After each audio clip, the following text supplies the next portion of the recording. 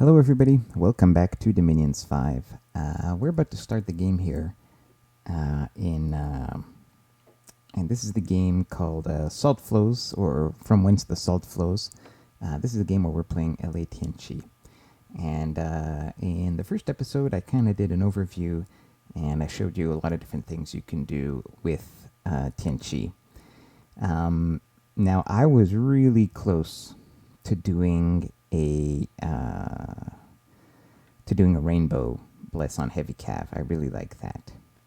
And then as I was showing you guys different builds you could do, I kind of really liked this idea. So this is a dormant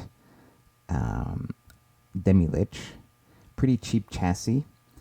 It starts with 3 death, which is, so the idea here is to get death weapons. Now we're going to talk about death weapons. They're really cool, but they're really expensive because it's 8 death, but having 3 based on the chassis really helps make that cheap.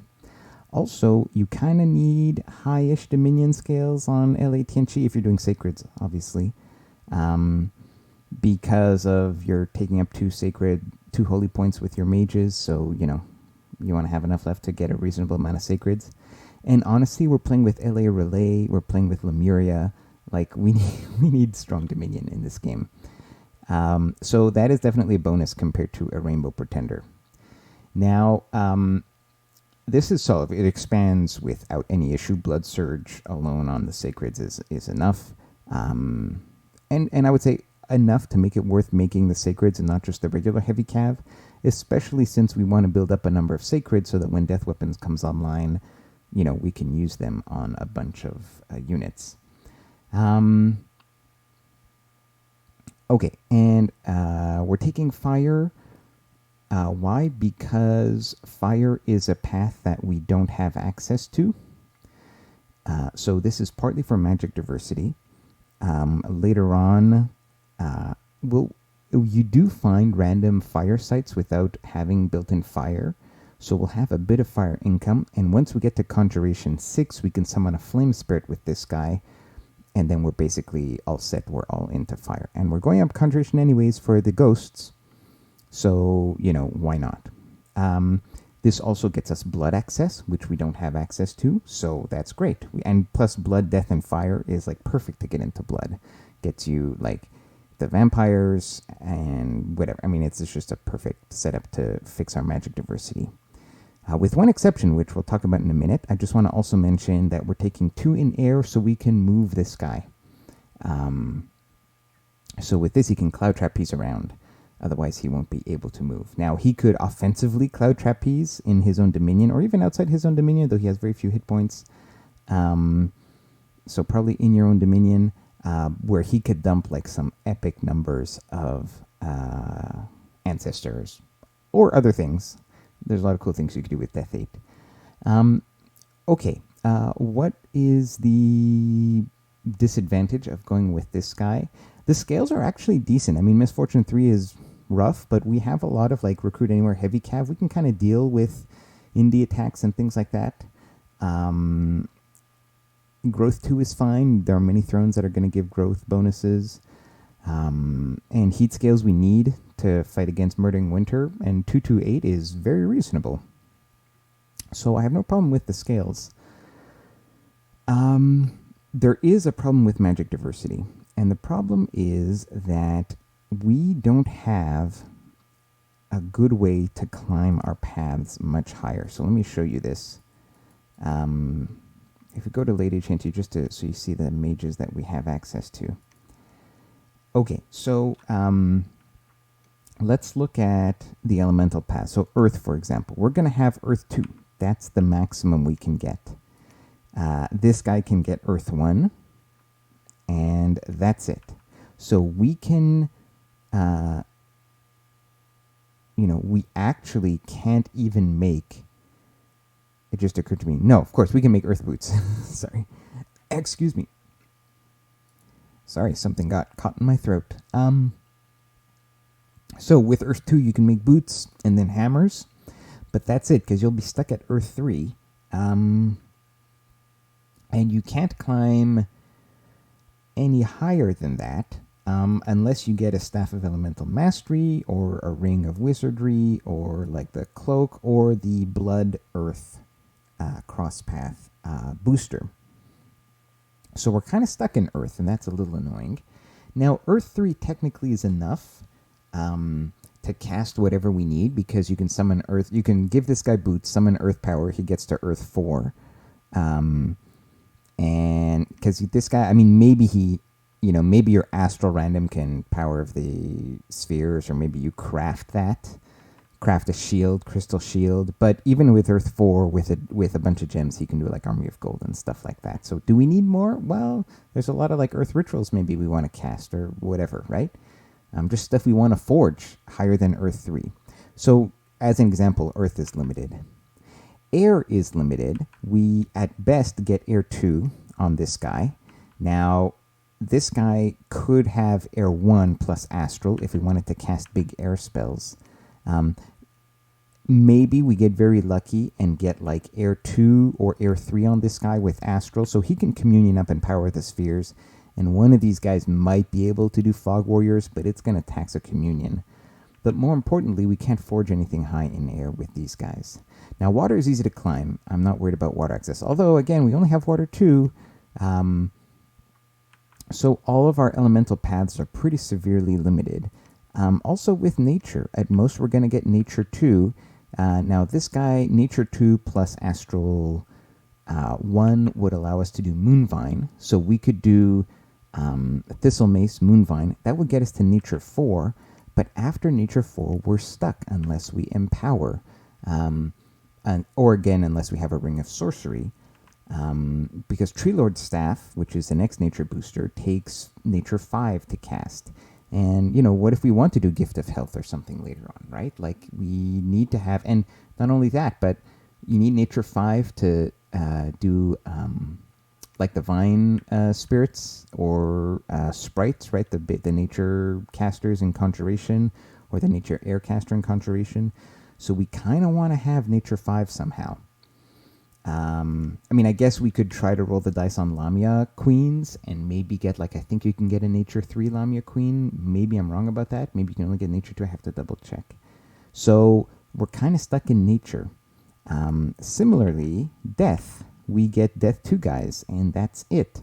So we can make a Skull Staff that gets us to Death 3, and then we are stuck. So we can't progress further beyond Death. Now, of course, we're going to have the Pretender, so we can make a Death. The Pretender is going to be able to cast all the Death, that Pretender in particular. And Astral is, we're also stuck kind of in Astral. So potentially, these guys can be Astral 2, so we can make a hat. Then with the hat on an Astral version of this guy, we can make a coin. So now we've got 2 Astral boosters.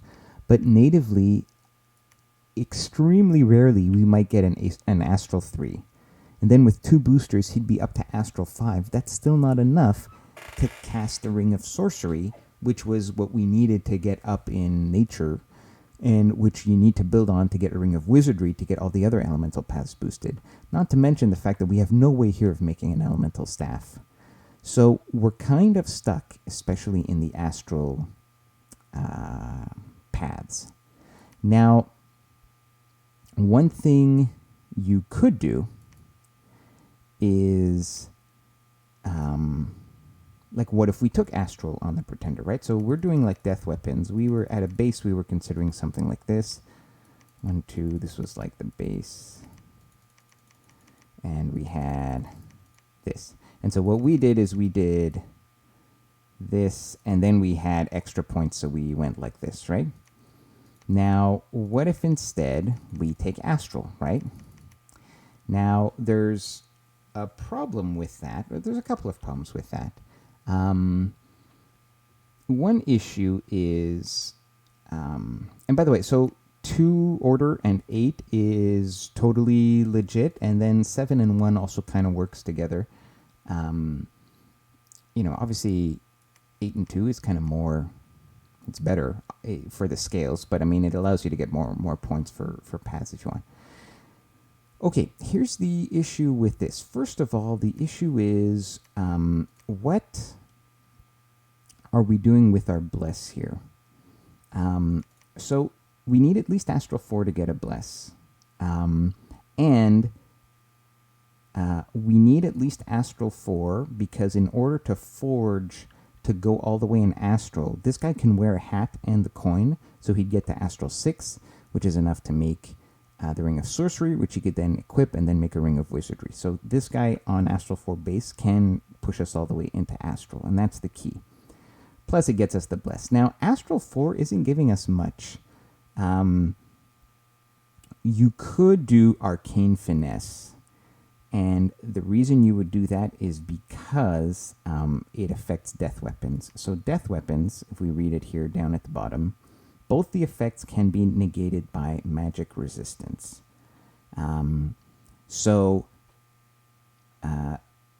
Taking Arcane Finesse here, and then I guess Blood Surge, would give us one more pen against, magic resistance. We could do that, and then more scales, and then something else. I think there's a problem. I think this is suboptimal for a few reasons. So partly, we are going to be using our Sacred Heavy Cav, right?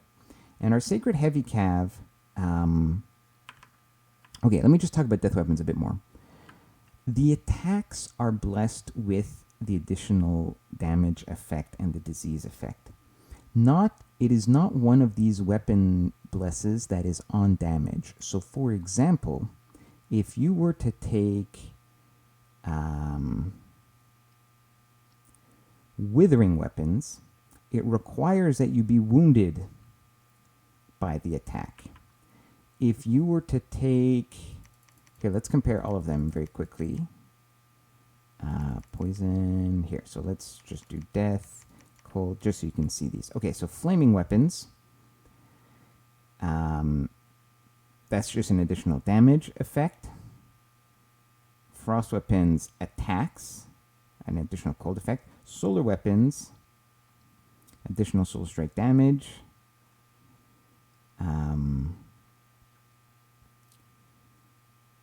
Poison. Blessed units will have all their weapons coated in poison that will affect anyone that gets struck and wounded, so you have to deal damage. Oh, incidentally, unholy weapons? No, just an attack. So what's key here is that you don't actually have to deal damage with your attack. So in other words, if you're attacking a target with high protection and do 0 damage, as long as the attack actually landed and then does 0 damage, you're going to roll for death weapons. Now, I tested this, and this is what I determined from the test, but maybe I got it wrong. I only tested it very limited on some random indies, but that seemed to be the case. This is super relevant because it means, yes, there's an MR check, but the other issue that can just stop us from landing these, even going for these checks, is if we miss the attacks. So getting an attack bless from fire is really something that can be worth it, in particular because the ancestral spirits have garbage attack. They have like 8 attack. So that means, we want our ghosts to kind of be on the front line, soaking up things and hopefully dealing damage. But with 8 attack, they're almost not going to hit anything. If we bring them up to 10 attack, that's significantly going to increase the number of hits they land on opponents. Unless we're talking elves here. But, if you're just talking the average 10 defense, some units have 11 or 12, some units have 8 or 9. If you're already at 10 attack, then your chances of actually scoring a hit have gone up significantly.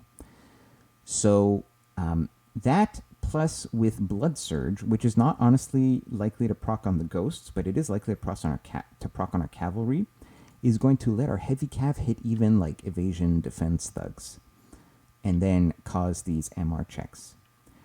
Now, having fire, that opens us up to doing solar weapons instead of Arcane Finesse, for example. Now, the other obvious choice, obviously, would be to do magic weapons. And so that is the big decision, magic weapons or solar weapons.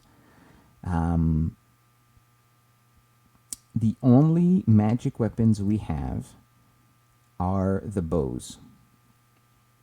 And that's not fantastic. It is something.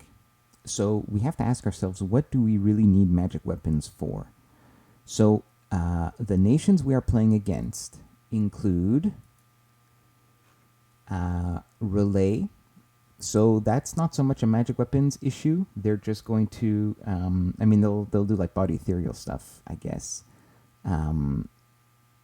But yeah, that's pretty much the only thing we're dealing with there. Lemuria, so that's a big one. Now, Lemuria's troops are all shitty ethereal ghosts. Incidentally, they can be feared. They have shitty morale, so our bows are going to be kind of useful there, and those are magic weapons, so I expect that to be very useful. But they're also undead, so having solar weapons is a decent alternative to having magic weapons in that particular case. Plus, we're going to have like death magic, so we can be doing like death killing spells and things like that. Plus astral, and honestly, plus we're going to have water magic. We could just be doing cleanse as a water spell. We're going to have tons of water mages. So Lemuria, I think we can handle. Ulm, not really an issue. I mean, invulnerability on vampires, maybe, but that's it. Utgard, not really an issue with magic weapons. Atlantis like to do Stygian Rains, which gives like 15 invulnerability to everybody. Maybe it's 10 invulnerability, so that increases their protection by a ton.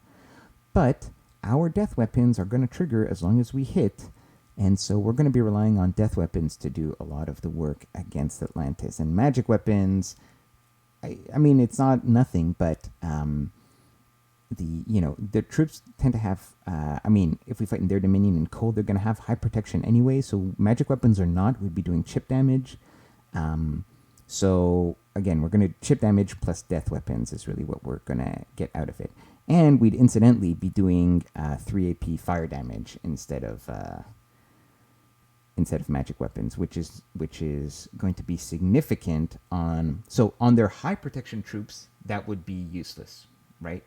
But if they have low protection troops, this with Stygian Rains, that gets ignored by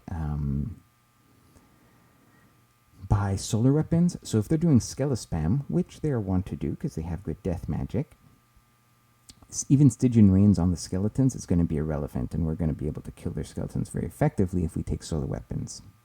Then we have Mictlan. Okay, Mictlan is going to be... It's not really magic weapons aren't super relevant there. Aethea, also not relevant. Man, not relevant. Pangea, not super relevant. Vedheim, not super relevant. Satis, not very relevant. And there's a number of undead nations, including Satis in there, where solar weapons can certainly be useful. So, okay, now we have a plan. Why don't we do attack skill and, solar weapons, then magic resistance. So what's the problem with this build? One problem is 29 points is really awkward. Another potential problem is, so 29 points is awkward, but we can spend 1 point somewhere just to get extra magic diversity. I think Earth, for example. This would allow us to do like golems and stuff easier. The other issue is, although water would be a thing for elemental staves. The other issue is this makes us more vulnerable if we're going to offensively use him against astral nations because he could be magic dueled. Now, we are going to have a number of random Astral 1 mages, in our army, so we're not, strategically magic duel. Like, if you've got a million magic duel guys, like if you're at Relay, then yes, this would be a big issue, but that's going to be an issue for us no matter what. So this does mean we have to be careful bringing this guy in against nations where we think they can just magic duel us. But we can still teleport around using astral magic and dump like a bajillion ancestors. So I went with something like this. In fact, I think that's exactly what I went with in the end. Let's take a look at what exactly it was. Coronary heart disease. Yeah, this is the build that we went for. So,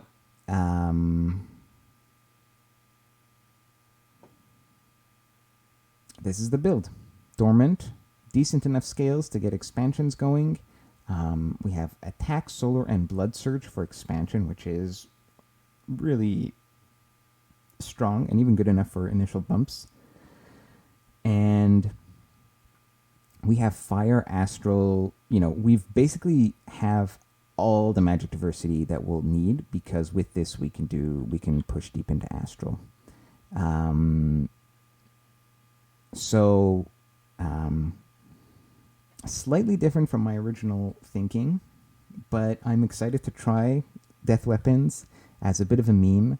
But honestly, Death Weapons on Howling Bows, I'm just excited about trying that. We'll see if it works out well. Plus the Ancestor Spirits.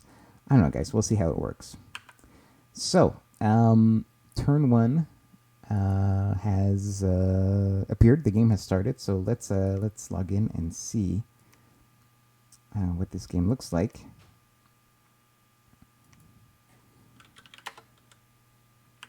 All right. So this is our map. So this is where Relay is going to be. And we also have 2 coastal nations. We have Atlantis and we have Erythea. So they're going to be obviously somewhere around here. Now, if this is a 12-player game, I think. So we have 1, 2, 3. So there's going to be 1 coastal player here. And 1, 2, and another coastal player here, I would imagine. Oh, they could get Wasteland. That would be funny. 1, 2. No, this is the other start. Yeah. So this is one of the coastal starts, and this is the other coastal start. So we're kind of close to 2 coastal start nations. The geography is not fantastic. Like, if they they can fort this up, it's easy for them to raid us. But honestly, raiding, I'm not super worried about. Like, we're actually very excellent raiders ourselves with all our heavy calves. So, if they want to pick a raiding war with us, it's probably not going to end well with them, whoever this happens to be. And honestly, Relay is going to come after. Is going to go in this direction for sure, right? Because they're just going to want to get control of all of these lakes. I mean, there's no way Relay doesn't go in this direction. And so these guys are going to get attacked by Relay, which honestly means that I might want to attack them to get their cap before Relay does. Like, that could be a thing. We'll see. I kind of don't want to deal with Relay. But this is going to be a game full of salt with all these cancerous nations. So we'll see how that goes. This is a nice cap ring. We've got 2 forests, so a lot of resources to help us with initial sacred production. Let's turn on Dominion Candles, income, and names. So again, in this series, I'm going to try to do everything with you guys and talk about all the details of what I'm doing. So let's actually just talk about this. So these are all the things that typically I look at. So first of all, our initial province for expansion, we're going to see next turn based on the indie types. If you can expand into your candles, that's great. You have more morale, but it's not really going to be an issue for us. So we really actually have to wait until next turn. But you can see that here there are. Oh, this is unfortunate. So there are a bunch of large provinces here, but they're mountain provinces. So they're large in population, but they have a low income multiplier. So we actually don't have any rich provinces over here. These are all mountains. This is really unfortunate. I mean, they'll be relatively good mountain provinces, but mountain provinces aren't very good. We have thrones on all the cardinal directions. Actually, this is another really important thing. I don't think this map has any underwater thrones, which is really nice. Oh no, there's one over here. Okay, but that's never going to be relevant for us. It's super far from where we are, so I don't really care about that throne. Now, that being said, these thrones are kind of coastal, so they are vulnerable from attacks from underwater. So that's certainly an issue. But, at least they're assailable from us. Now, yeah, there really isn't much in terms of large provinces. Again, this is a farmland that's also mountains, so that's bad. Farmland mountains. We actually have really poor province types around us. Now, we might get lucky with just, geez, there's so many mountains. Oh, my God. Yeah, that's actually really bad.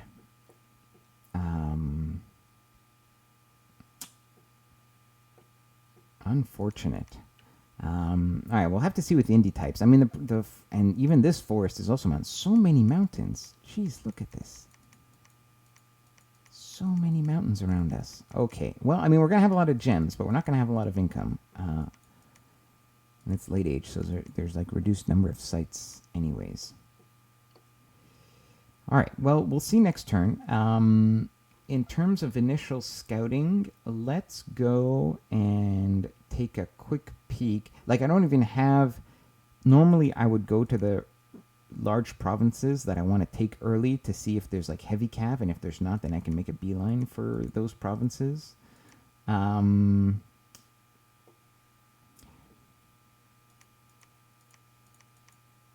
suspect... Oh, this could also be a coastal start. Over here. Interesting. All right, let's go west with our scout. And this is going to be our prophet. We're going to rename him.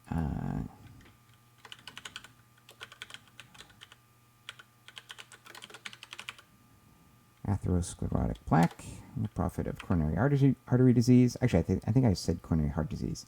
You know, technically, we'll learn a bit of medicine here, but, you know, the coronary, like when we talk about heart disease, coronary artery disease, what actually happens in the arteries is the disease, right? Like that is the change that causes all the manifestations, like, you know, angina or whatever, if you have tightening of your arteries. So in a sense, it's more that, like, you know, whatever, angina or heart attacks, they are the prophets of the underlying cause, which is the atherosclerotic plaque. But whatever. In this case, the plaque will be the prophet of the coronary heart disease. Okay, we're going to get, we're going to keep some sacreds, and we're going to get 2 of these guys. So I've tested expansion with this particular set of scales, and what we're going to do is we're going to get, because we don't have enough gold, we can't afford these expensive mages yet. So for the first few turns, we're going to be getting Masters of the Way and Communion and Ceremonial Masters. These guys are, for a couple of turns, are just going to be preaching and doing nothing, but they are actually going to lead expansion parties. And I'm getting a few of them because they're weak and they tend to die, and they tend to run away when they get shot by an arrow, which is understandable. They only have 9 hit points. So you want to bring 2. So what we're going to do is we're going to have our expansion party with our prophet, but then subsequent parties are going to be led by 2 of these guys until we can start getting... One turn, we're going to recruit a general here, and then after that, when we have some gold, we're going to start recruiting some cons from out here, and then they'll lead the expansion party with 1 blesser in the back.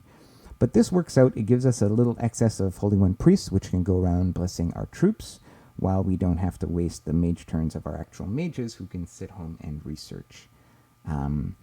Eventually, what we'll do after a few turns of this is we'll transition. We're going to try to get a whole set. We're going to get an Earth 2 guy, a Nature 2 guy, and we're going to try to get an Air 2 guy. Often you actually get a Death 2 from these others, but if not, this will be Death 2. We're going to try to get an Air 2. We'll have a Water 2 probably from the Master of the Way. Maybe we'll get an Astral 2 from these guys, but we'll leave Astral for later. And we'll start site searching with that first squad. And once we're done with that squad, we're going to switch to cat mages, because by then we'll have our first forts up and they can start making the other mages according to whatever we need. And so that's going to be it. So that's it for our first turn. Oh, let's check mercs. Not that we're going to buy any mercs, but okay, there is actually a merc here. And I'll show you the pretender names next turn, because we'll have the prophets that are declared also on that turn, so it'll be more fun to watch, to see the combination of the 2. Okay, that's it for now. See you guys then. Take care.